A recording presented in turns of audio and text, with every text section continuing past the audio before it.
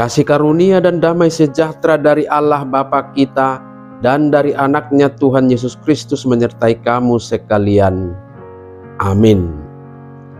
Shalom saudara-saudari sahabatku yang terkasih di dalam nama Tuhan Yesus. Firman Tuhan yang hadir menyapa kita di awal minggu ini, hari Senin tanggal 11 November 2024, tertulis dalam kitab Yesaya pasal 5 ayat 21. Mari sahabatku semua kita simak dan renungkan firman Tuhan yang menjadi kekuatan dan inspirasi untuk menjalani hari ini. Demikian. Celakalah mereka yang memandang dirinya bijaksana, yang menganggap dirinya pintar. Marjea mazolma akan abisuk di bagasar rohana, jala maroha ibana di perbaga rohana. Demikian firman Tuhan. Saudara-saudari sahabatku di dalam nama Tuhan Yesus, firman Tuhan hari ini adalah teguran keras dan yang sangat tajam dan sangat relevan baik pada zaman Nabi Yesaya maupun dalam konteks kehidupan kita di zaman modern ini. Dalam konteks Yesaya, umat telah menyimpang jauh dari jalan Tuhan dengan kehidupan yang dikuasai oleh ketidakadilan, keserakahan, kesenangan duniawi, dan kesombongan. Maka melalui Yesaya, Tuhan menegur umatnya yang hidup dalam dosa dan kebodohan, sementara mereka menganggap diri mereka bijaksana dan cerdas serta pintar.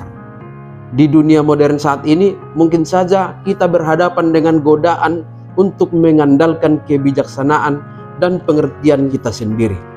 Dunia sering mengagungkan kecerdasan dan prestasi manusia secara intelektual sebagai puncak keberhasilan, sehingga tidak jarang manusia merasa cukup dengan kemampuan diri sendiri tanpa mengandalkan Tuhan. Di tengah kemajuan teknologi, media sosial, dan masyarakat yang semakin kompetitif, manusia mudah terjerumus dalam kesombongan yang bisa merusak hubungan dengan Tuhan dan juga dengan sesama. Terlalu bangga dengan prestasi akademik dan karir, terlalu narsis dengan semua hal lewat media sosial yang memfasilitasi orang-orang pamer pencapaian, gaya hidup, sampai mengabaikan etika moral dan karakter baik. Ada juga yang terlalu mengagungkan kekayaan yang dianggap sebagai ukuran keberhasilan. Godaan untuk memegahkan diri muncul ketika seseorang memiliki harta yang melimpah dan ingin menunjukkan superioritasnya melalui harta bendanya, mobil mewah, rumah besar dan megah seperti istana, atau liburan mahal dan mewah. Ada juga yang menyombongkan pengetahuan dan kepintarannya. Kemajuan dalam sains, teknologi, dan akses ke informasi membuat manusia merasa lebih pintar dan lebih tahu segalanya sehingga meremehkan orang lain.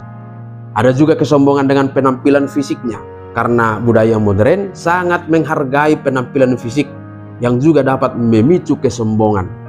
Memiliki tubuh yang sempurna, pakaian mahal, atau mengikuti tren mode terkini dapat membuat seseorang merasa lebih hebat dan lebih baik daripada orang lain, yang dapat memicu sikap angkuh.